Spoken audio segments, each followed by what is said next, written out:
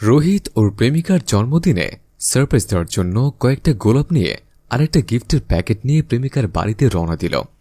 ইচ্ছে ছিল প্রেমিকাকে সারপ্রাইজ দেবে, তাই তাকে না জানিয়েই চুপি চুপি গেল তার বাড়ি। লিজা তখন বিছানা বসেছিল। হঠাৎ রোহিতকে দেখে লিজা বলল, এ কি, তুমি এখানে?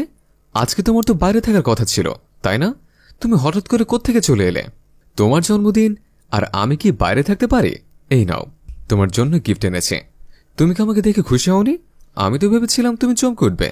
লিজা বলল, হ্যাঁ সবই বুঝলাম, কিন্তু এখন তুমি বাইরে চলো, বাইরে কোথাও গিয়ে গল্প করি। ঘরের ভিতর আমার গরম লাগছে। সরল মনে রোহিত বলল, হ্যাঁ চলো। হঠাৎ পাশের রুম থেকে রোহিতের অফিসের বস বেরিয়ে এলো। তারপর বলল, এই কি রোহিত, তোমাকে তো আমি অফিসের কাজের জন্য বাইরে ট্যুরে পাঠিয়েছিলাম, তুমি এখানে কেন? রোহিত বলল, আমি সমস্ত কাজ ছেড়ে একদিনের ছুটি নিয়ে গার্লফ্রেন্ডের জন্মদিন পালন করতে এখানে এসেছি। কিন্তু স্যার, আপনার তো এখানে থাকার কথা নয়, আপনি এখানে কি করছেন সেটা আগে বলুন। লিজা বারবার রোহিতকে বাইরে যাওয়ার অনুরোধ করতেই রইল। রোহিত বলল, তোমাদের দুজনকে এক রুমে দেখার পরেও কি আমি বাইরে যাব? এখানে কি হচ্ছে আমায় খুলে বলো।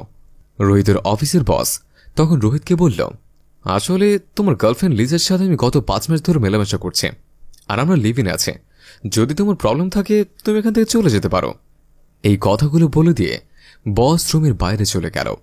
তারপর রোহিত লিসাকে বলল, কিন্তু লিসা, এরকমটা তো কথা ছিল না। তুমি আমায় কথা দিয়েছিলে আমাকে ভালোবাসো, কিন্তু আজ তুমি আমার অফিসের বসের সঙ্গে এরকম কেন করলে? লিসা বলল, তুমি আমায় কি দিতে পেরেছ যে তোমায় ভালোবাসবো? কিন্তু স্যার আমাকে অনেক কিছু দিয়েছেন। তুমি শুধু আমার প্রয়োজন মেটাতে পারো, কিন্তু স্যার আমার স্বপ্ন পূরণ করতে পারে। আমার জন্মদিনে তুমি একটা ব্র্যান্ডেড কোনো কিছু দিতে পারোনি, একটা সস্তার ব্যাগ এনেছ। কি হয় এসব দিয়ে? রোহিত বলল, হ্যাঁ মানছি আমি একটু অসফল, কিন্তু আমি একটা প্রজেক্ট নিয়ে ভাবছি, সেটাই সফল হয়ে গেলে আমাদের আর কোনো অভাব থাকবে না।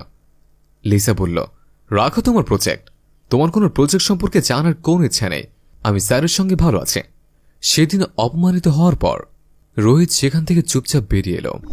ওর চোখের জলের কোনো দামই দেয়নি লিসা।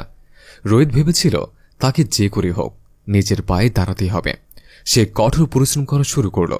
এদিকে রোহিতের সাথে ব্রেকআপ করার পর লিসা একদিন স্যারের রুমে যাওয়ার পর দেখল স্যার অন্য একটি মেয়েকে নিয়ে ফুর্তি করছে। লিসা মেয়েটিকে বসের কোলের উপর বসে থাকতে দেখে জিজ্ঞেস করল, এটা কি হচ্ছে? আমার আড়ালে এসব কি? তুমি এত বড় বেঈমান আমি ভাবতেও পারিনি। তখন বস বলল, রাখো তোমার বেঈমান। তুমি যখন তোমার প্রেমিকের সঙ্গে বেঈমানি করেছিলে তখন কোথায় ছিল তোমার সততা? আগে আমার তোমাকে ভালো লাগতো, এখনো তোমাকে ভালো লাগে না, তাই আমি এই সঙ্গে এখন থাকছি। তুমি এখন এখান থেকে বেরিয়ে যেতে পারো। আর তাছাড়া জানো না, কোনো কোম্পানির বসের ঘরে ঢুকতে হলে নক করে ঢুকতে হয়, এটুকু শিক্ষাও নেই। লিজা নিজের ভুল বুঝতে পেরে কাঁদতে কাঁদতে সেখান থেকে বেরিয়ে গেল। তারপর কেটে গেছে 3 বছর। হঠাৎ একদিন রাস্তায় একটা গাড়ির সঙ্গে রোহিতকে দেখল লিসা। তারপর বলল, আরে রোহিত, কেমন আছো? গাড়িটা কবে কিনলে?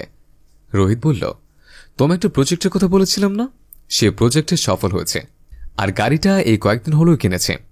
তারপর বলো, তুমি কি স্যারকে বিয়ে করেছ? লিজা বলল, না না, উনি একটা ফ্রড, আমাকে ঠকিয়েছেন, তাই অনেকদিন আগে ব্রেকআপ করে নিয়েছে।